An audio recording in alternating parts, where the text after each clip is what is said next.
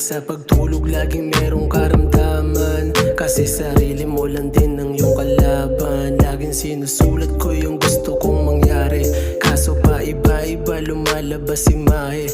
Minsan mabait, minsan din salbahe.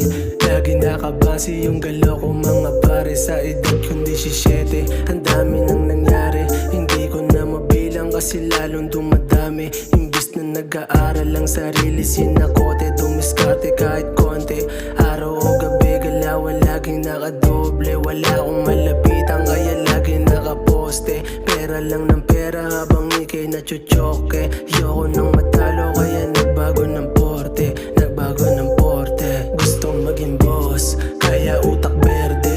Di na uubusan kasi laging may responde. 24/7 calls, ayokong mabakante. Tawagin mo ang goat, yeah, shit you knows. Gustong maging boss kaya utak berde. Di na uubusan kasi laging may responde. 24/7 calls, ayokong mabakante. Tawagin mo ang goat, yeah, shit you knows. Kung problema mo babae ay labas na ako dyan. Di kita matutulungan, laro yan ng talunan. Pera ko pinapadami, pwede kitang ampunan. Biro lang ano ka dyan, sinaswerte. Nung ginagawa ko to, nandun ka dumidede. Habang ninihele, ako gumigera, binibenta, walang peke. Hanggang maging cheque, di pa to yung ending, lagi lang sa ere. Swabe yung lipad kasi ako yung naginete. Bitaw lang ng bitaw habang ikaw dumidepende. Gantong mga flow, habulin ng hoe. Make money not bitches, yun ang aing goal. Bibihira mag-reply kasi laging nakakall. Pera lagi ang usapang pag iba ini-ignore. Di ako nauubusan, pwede mo akong maging source. Dami ng gustong gumaya sa akin, lahat nagka-goal.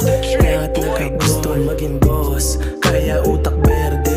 Di nauubusan kasi laging may responde. 24/7 calls, ayokong mabakante. Tawagin mo ang goat, yeah, shit you knows. Gustong maging boss kaya utak berde. Di nauubusan kasi laging may responde. 24/7 calls, ayokong mabakante. Tawagin mo ang goat, yeah, shit you knows.